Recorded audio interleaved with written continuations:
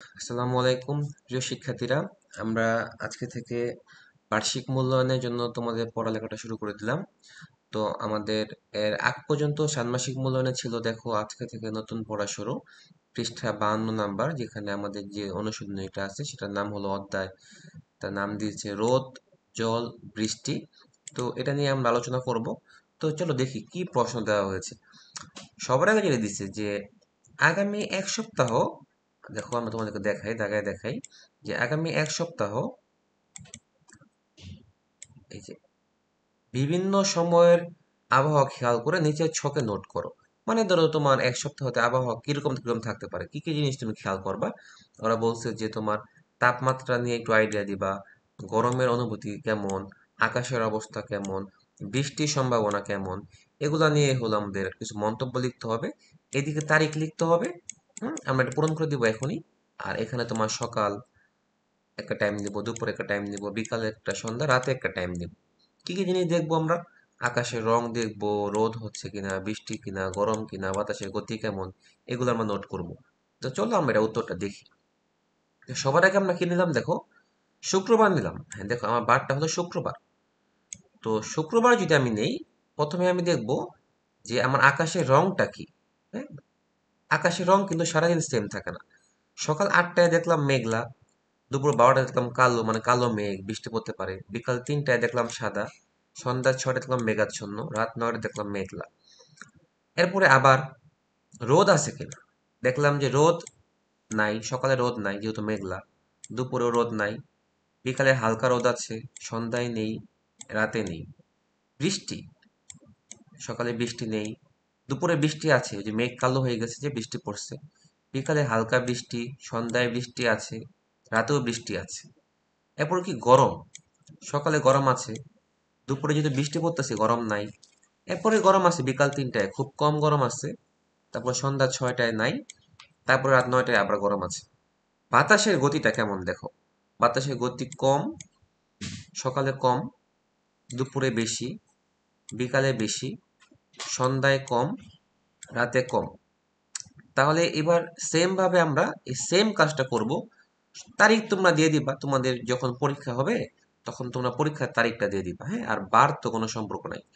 শনিবার, হ্যাঁ শনিবার সেম আমরা আকাশের রং এবার একটু নীল দিলাম, মানে একদম ফ্রেশ আকাশ দিলাম, নীল নীল সাদা নীল মেঘাচ্ছন্ন। হ্যাঁ, সেম ভাবে আমরা রোদ দিলাম।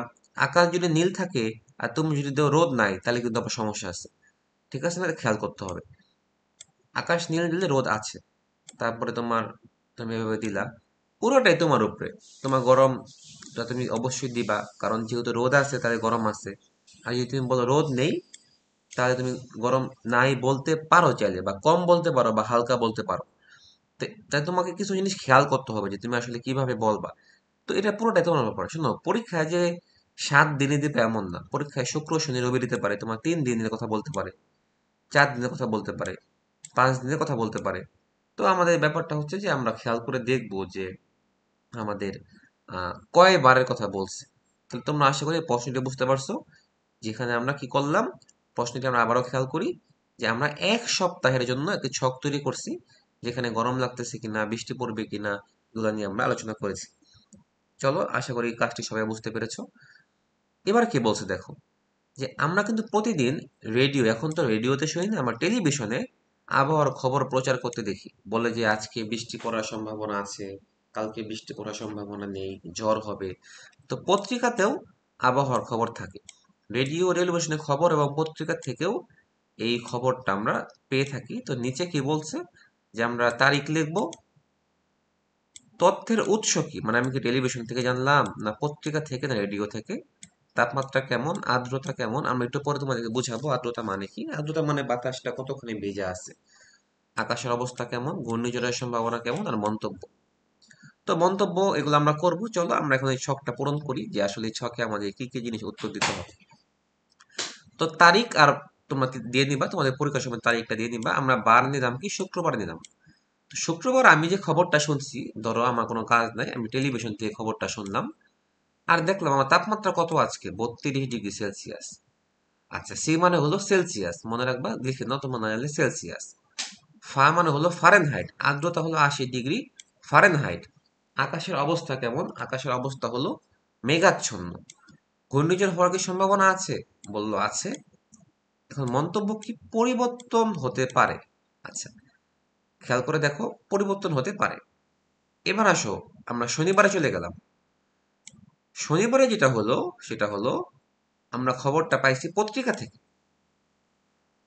তাপমাত্রা কত? 30 ডিগ্রি সেলসিয়াস। আর্দ্রতা 75 ডিগ্রি ফারেনহাইট। আকাশের অবস্থা পরিষ্কার, ঘূর্ণিঝড়ের সম্ভাবনা নেই। মন্তব্য কি? গরম। এইভাবে আমরা কি করব? একদিন টেলিভিশন নিব, একদিন রেডিও নিব, একদিন পত্রিকা নিব, একদিন টেলিভিশন নিব, আরেকদিন টেলিভিশন। তুমি চাইলে কি, তুমি পত্রিকা বেশি নিতে পারো। ধরো তুমি টেলিভিশন কম দেখো, পত্রিকা বেশি দেখো, তাহলে তুমি পত্রিকার থেকে খবরের উৎস হিসেবে দিবা। তাপমাত্রা তুমি যাই 35-25 দিছি, ধরো আমি সোমবার দিন তাপমাত্রা দিছি 25, তোমার ওই যে 25 দিতে হবে এমন কথা নাই। তুমি দাও 20 দাও, হ্যাঁ 18 দাও, ধরো আজকে হঠাৎ করে অনেক শীত লাগতেছে, 18 দাও, সমস্যা নেই। আচ্ছা, আর আর্দ্রতা, তো আর্দ্রতাকে তোমার এভাবে প্রকাশ করে। তো আর্দ্রতা মানে কি আমরা আলোচনা করব। তো কিছু প্রশ্ন করি, চলো আলোচনা করি, চলো আমরা। যেটা বই দেওয়া হয় যে সকাল বিকাল সন্ধ্যা রাত সবসময় কি আবহাওয়া একই রকম থাকে? তুমি বলবা যে না, সবসময় একরকম থাকে না, সময়ের সাথে সাথে আবহাওয়ার পরিবর্তন হয়। পরের প্রশ্ন কি দেখো, দিনের কোন সময়ের আকাশ সবচেয়ে বেশি পছন্দ তোমার? তো তুমি দেখো, ঘুম থেকে উঠে কিন্তু আবহাওয়াটা অনেক ফ্রেশ থাকে। তো তুমি বললা সকালবেলার আকাশ আমার সবচেয়ে বেশি পছন্দ। এখন তোমার যদি রাত পছন্দ হয়, তুমি রাত দাও। অনেকে তো রাতের তারা দেখতে ভালো লাগে, তারা কি করবা? বলবা যে আমার রাতের আকাশ সবচেয়ে বেশি পছন্দ। তারপরে কি বললো দেখো, আকাশের রঙের সাথে আর কি কি পরিবর্তন আমরা সারাদিন দেখি? আচ্ছা, কি কি দেখি? আমরা দেখতে পারি সারাদিন বা তাপমাত্রার পরিবর্তন হয়, বায়ু প্রবাহের দিকের পরিবর্তন হয়, বায়ুর আর্দ্রতার পরিবর্তন হয়, এগুলো আসলে হয়ে থাকে। এরপর একটা প্রশ্ন দেখি আমরা, চলো, যে বৃষ্টি বলতে কি বোঝায়? হ্যাঁ, আচ্ছা, তো ওরা কি বললো দেখো, মেঘে অবস্থিত পানির কণাগুলা পারস্পরিক আকর্ষণের কারণে মিলিত হয়ে বড় বড় কণায় পরিণত হয়। তখন এরা বায়ুমণ্ডলে বেশি থাকতে পারে না। তখন অভিকর্ষ ত্বরণের ফলে নিচের দিকে নামতে থাকে, একেই বৃষ্টি সৃষ্টি। এখানে ভুল লেখা আছে, বৃষ্টি হবে। অভিকর্ষ ত্বরণটা তোমরা তো বুঝো আশা করি।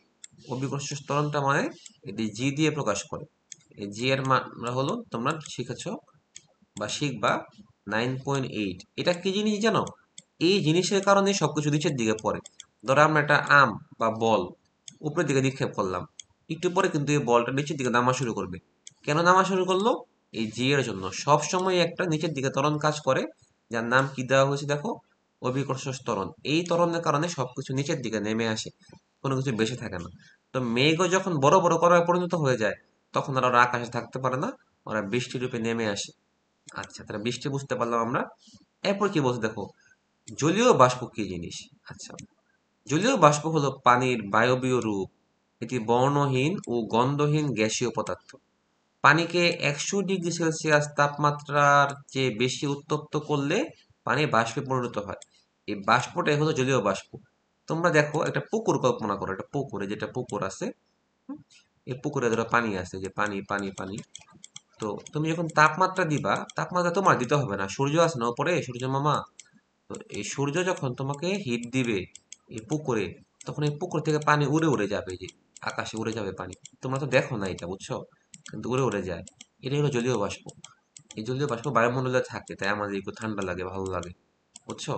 এই জলীয় বাষ্প, এই জলীয় বাষ্প অনেক সময় বায়ুমণ্ডল নিতে পারে না। তখন কি হয় জানো? ওই যে শিশির পড়ে, দেখো না, শীতকালে গাছপালা ভিজে যায়, ওটা জলীয় বাষ্প জন্মা শিশির হয়ে ভিজে। এগুলো কিন্তু আমাদের পড়ালেখা আছে সামনে, হ্যাঁ। আচ্ছা, এরপরে আসো, এরপর টপিক হলো বায়ুচাপ বলতে কি বুঝো? বায়ুচাপ। আচ্ছা, এটা সিম্পল, বাতাস যে চাপ দেয়, এটাই হলো বায়ুচাপ। তো এটা কিরকম? তুমি মাঝে মাঝে খেয়াল করে দেখবা যে তুমি সাইকেল চালায় যাচ্ছ, যেতে পারতেছো না, হ্যাঁ, সামনে রিক্সা, কিন্তু দেখবা মাঝে মধ্যে বাতাসের জন্য এত প্রেসার ক্রিয়েট করে বাতাস চাপ দেয়, বুঝছো, রিক্সা সামনে আগাতে পারে না। তো বলছে বায়ু একটি মিশ্র পদার্থ।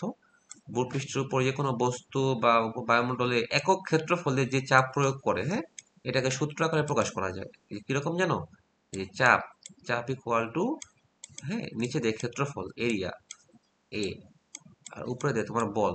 এই একক ক্ষেত্রফলে যে বলটা, এটা হচ্ছে চাপ। এই সূত্র তোমাদের সূত্র দেয় নাই, তোমাদের বড় ক্লাসে সূত্রটা পাবা, বুঝছো।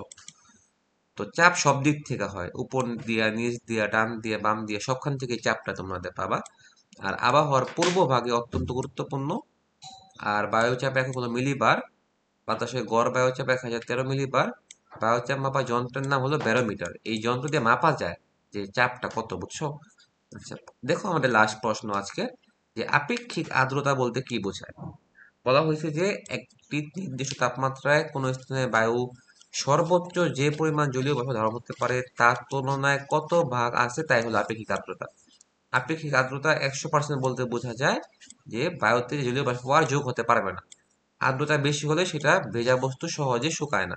আচ্ছা, এটা মানে তোমাদেরকে আমি একটু বুঝাই দিই। ধরো এটা একটা পাত্র আছে, এই পাত্র 100 গ্রাম জলীয় বাষ্প নিতে পারে। 100 গ্রাম নিতে পারে, কিন্তু 100 গ্রাম এখানে নাই। এখানে জলীয় বাষ্প আসছে হলো 20 গ্রাম। বুঝছো, কিন্তু 20 গ্রাম আসছে।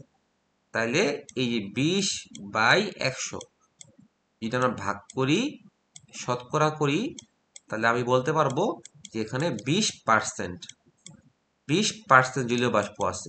মানে 100 ভাগের মধ্যে 80 ভাগই ফাঁকা আছে, আর 20 ভাগ জলীয় বাষ্প দ্বারা পূর্ণ আছে।